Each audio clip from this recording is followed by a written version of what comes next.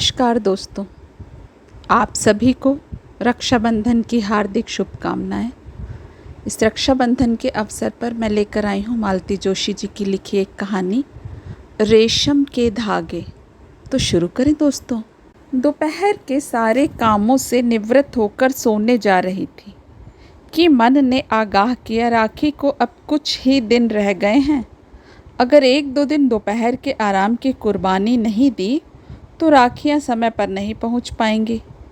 इस चेतावनी के लिए मैंने मन को धन्यवाद दिया और वार्षिक पत्राचार का सारा सरंजाम लेकर डाइनिंग टेबल पर आसन जमा लिया। सरंजाम मतलब राखियां, लिफाफे, गोंद की शीशी, टिकट, पते की डायरी, रोली की डिबिया और चीनी की बरनी। यह सारा फैलारा लेकर मैं कुछ देर तक यूं ही बैठी रही।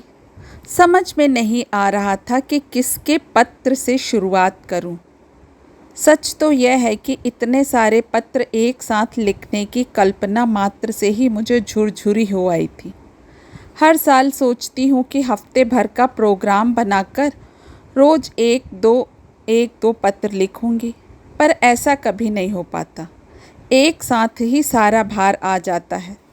मैं बौखला जाती हूँ। अंकिता ने तो एक बार सुझाव भी दिया था कि मम्मी एक अच्छा सा पत्र लिख लो और उनकी चाहे जितनी कॉपियाँ करवा लो, ऊपर बस मामा लोगों के नाम भर लिखती जाना। सुझाव अच्छा था, पर मेरे मन ने स्वीकार नहीं किया। आजकल कौन किसको पत्र लिखता है। साल भर में एक ही बार राखी के बहाने तो लिखना होता है। मेरी कोशिश रहती है कि हर पत्र में एक पर्सनल टच रहे। ऐसा फ़ोटोकॉपी में कहाँ हो पाता है। मैंने निखिल भैया के पत्र से शुरुआत करने की सोची। यूँ तो ममेरे भाई हैं, पर भाइयों में सबसे बड़े हैं, इसीलिए उन्हीं से श्री गणेश करने का निश्चय किया। लेटर पैड पर तारीख आधी लिखने के बाद बस आदरणीय भैया भर लिख पाई थी कि बिटिया रानी दंदनाती हुई घर में दाखिल हुई। धीरे चलना या बोलना तो इन लड़कियों ने सीखा ही नहीं। अरे वाह, मम्मी की राखी की दुकान शुरू हो गई। ढंग से ना बोलने की तुमने कसम ले रखी है क्या? ये दुकान क्या होती है? मैंने डांट लगाई। दुकान ही तो हुई मम्मी, इस हाथ दे उस हाथ ले। हाँ, एक ज़माने में इसे लेने का भी अपना आनंद था। तब 5 रुपए का नोट भी दुनिया भर की खुशियाँ दे जाता था। अब तो मन भर गया है। बस यही दुआ मांगती हूँ कि वे लोग सलामत रहें और मैं हर साल उन्हें राखी भेजती रहूँ, मैंने बेवजह भावुक होते हुए कहा। पर अंकिता का ध्यान मेरी ओर नहीं था। वह मेज पर रखे लिफाफे गिन रही थी। बाप रे मम्मी, ये इतनी सारी चिट्ठियाँ लिखोगी तुम, और वह भी हाथ से? Share wastage of energy. बाज़ार से एक धांसू कार्ड मिल जाते। बस नाम पते लिखो और पोस्ट कर दो। ये देखो। और उसने अपने पर्स से एक खूबसूरत कार्ड निकाल कर दिखाया। कार्ड वाकई धांसू था। ऊपर भाई बहन का एक प्रतीकात्मक स्केच था। लिफाफे के भीतर एक मखमली कार्ड, उस पर भावपूर्ण पंक्तियाँ, कार्ड में लिपटी हुई एक राखी। सब कुछ एकदम रेडी, जैसा कि अंकिता ने कहा, बस नाम पता लिखो और पोस्ट कर दो। कितने का है? 55 ओनली। क्या? मेरी तो जैसे सांस ही रुक गई। मम्मी 70-80 तक के कार्ड थे, पर तुम्हारे डर से मैं लाई नहीं। बड़ी मेहरबानी की। मम्मी, मेरा इकलौता भाई वहाँ उतनी दूर यूएसए में बैठा है।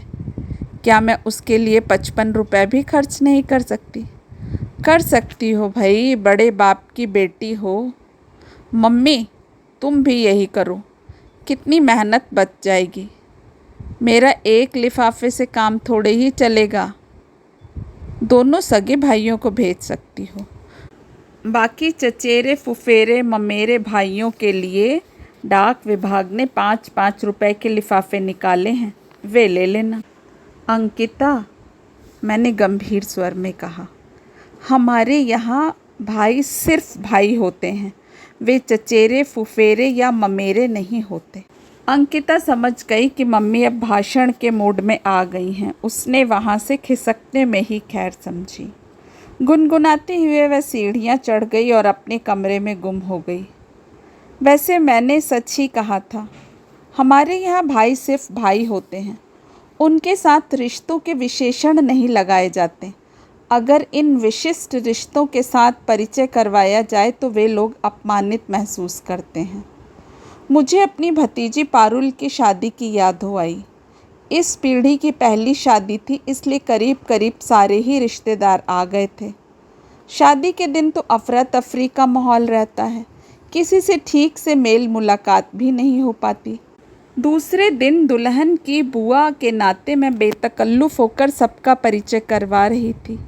जब मैं करीब करीब 10-15 भाइयों को पेश कर चुकी तो दूल्हे के मामा जी हाँफ गए।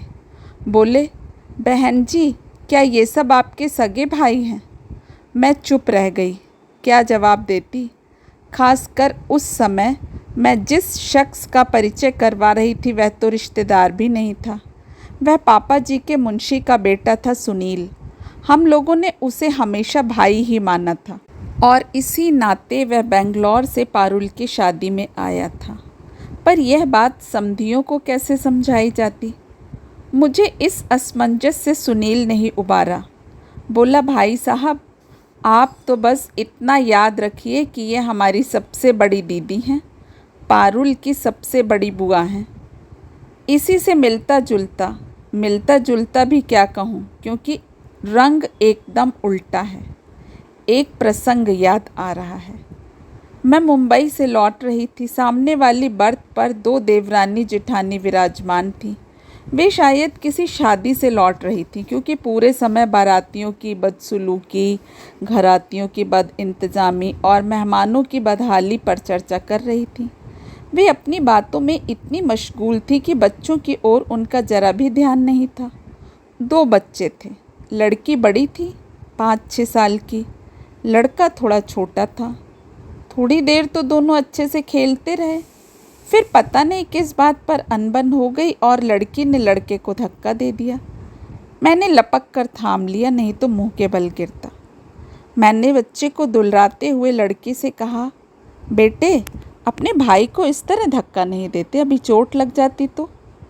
वह चूहिया तपाक से बोली, he is not my brother, he is my cousin. सुनकर मैं तो सन्न रह गई। इससे ज़्यादा हैरत मुझे इस बात पर हुई कि किसी ने उसे डांटा नहीं, बल्कि उसकी माँ और चाची उसके अंग्रेजी ज्ञान पर और उच्चारण पर निहाल हुई जा रही थी।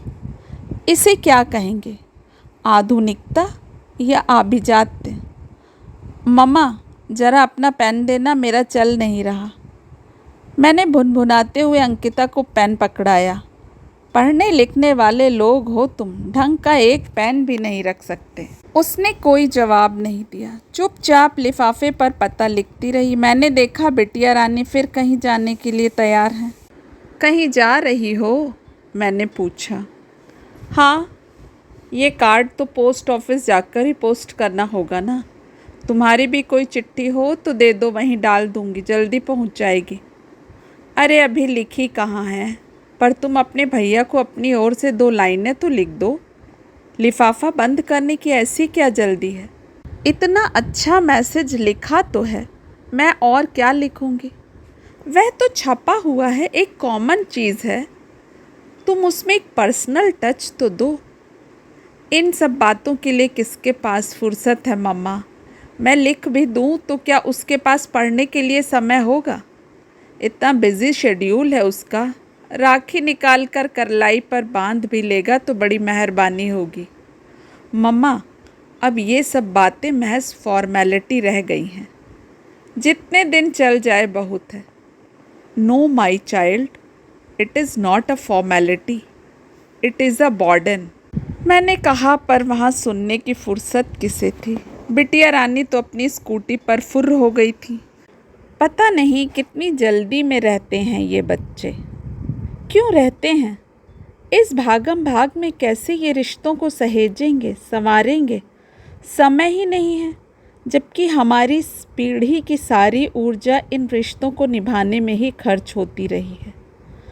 मन हुआ किसी दिन अंकिता के पास बैठकर इमरती की कहानी सुनाऊं। इमरती मतलब जमुना मौसी की बेटी। जमुना मौसी माँ के यहाँ चौका बर्तन करती थी। माँ के राज में हम लोगों की मजाल नहीं थी कि घर में काम करने वालों को नाम लेकर बुलाएं। बुआ, मौसी, चाची, चाचा, कोई ना कोई रिश्ता बनाना पड़ता था। तो जमुना मौसी के स्वर्गीय पति की इकलौती निशानी थी इमरती। मौसी उसे टांग कर ही सारे घरों का काम निपटाती थी। 6-7 महीने के भैया को पहली राखी इमरती ने ही बांधी थी। हम बहनें तो बहुत बाद में इस धरती पर आईं। वह राखी का सिलसिला एक बार जो शुरू हुआ तो आज तक चल रहा है। इसी रिश्ते के चलते माँ ने इमरती की शादी में 21 बर्तन, 7 साड़ियाँ, कान के झुमके, नाक की लौंग और जाने क्या क्या दिया था।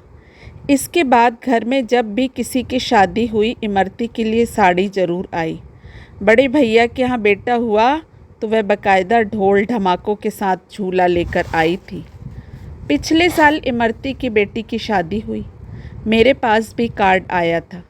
सोचा चलो इसी बहाने पीहर का एक चक्कर लग जाएगा, भैया भाभी से भी मिलना हो जाएगा। घर पहुंचकर देखा ड्राइंग रूम के एक कोने में कपड़ों के 4-5 गट्ठर बने रखे हैं। भाभी ये क्या है? मैंने पूछा। इमरती दीदी के भात का सामान है, पर अपने यहाँ तो यह रिवाज नहीं है। पर उन लोगों के यहाँ तो है, और उसके तो कोई भाई भी नहीं है। भात नहीं जाएगा तो ससुराल में उसकी नाक नहीं कटेगी। बचपन से इन्हें राखी बांधती आई है। भात का हक भी इन्हें ही अदा करना चाहिए। कब चलना है? क्या पता, वह तो भात मांगने आई ही नहीं। मैंने इनसे लड़ाई भी मोल ले ली, इतने पैसे भी खर्च हो गए और वह महारानी आई ही नहीं। मुझे एकदम ताव आ गया। रिक्शा करके मैं उसी दम उसके घर पहुंची। मुझे देखकर बहुत खुश हुई, एकदम गले से लिपट गई। मैंने उसके इस हार्दिक स्वागत को नज़रअंदाज करते हुए कहा, वैसे तो भैया भैया कहते तुम्हारा मुंह नहीं सूखता, और बिटिया की शादी में उन्हें ही भूल गई। वह एकदम सकपका गई। कार्ड भिजवाया तो था। अपनों के यहाँ कार्ड भिजवाया जाता है? भात मांगने जाती तो क्या छोटी हो जाती? वह एकदम रोने लगी। मैं जाने वाली थी, पर कंचन के बाबू ने मुझे रोक लिया। बोले राखी बंधाई तक तो ठीक है, भात मांगकर उन भले आदमियों को मुसीबत में न डालो। उन्होंने कहा और तुमने मान लिया? कह नहीं सकती थी कि मेरे भाई इतने गए गुजरे नहीं हैं। मैं तो गर्जन तर्जन करके चली आई। मुझे घर पहुँचे मुश्किल से घंटा भर हुआ होगा कि दरवाज़ों पर गीतों का सम्मिलित स्वर सुनाई दिया। अपनी देवरानी, जिठानी, नंदों और भतीजियों के साथ इमरती भात मांगने आई थी। भाभी ने उसे ससम्मान विदा किया। फिर हम लोग बाजे गाजे के साथ उसके यहाँ भात लेकर पहुँचे। दरवाजे पर हमारा जोरदार स्वागत हुआ। भैया भाभी ने पूरे परिवार की पहरावनी की। कंचन को चंदेरी साड़ी के साथ पायल और कान के टॉप्स भी दिए। फल और मिठाई के टोकरे भी साथ में थे। सारा कार्यक्रम गीत संगीत के साथ सानंद संपन्न हुआ। उस दिन हल्की बूंदाबांदी हो रही थी। उस समय कातर मधुर स्वर में गाया इमरती का गीत आज भी मेरे कानों में रस घोलता है। मत बरसो इंदर राज, मेरा रतन भतैया आएगा। दोस्तों, आशा करती हूँ कहानी आपको पसंद आई होगी। ये छोटी छोटी कहानियाँ अगर हमारी आने वाली पीढ़ी सुनती है तो मुझे लगता है कहीं ना कहीं प्यार, स्नेह और संस्कार बने रहेंगे। आप सभी का समय शुभ हो। कल फिर मिलेंगे एक नई कहानी के साथ। नमस्कार।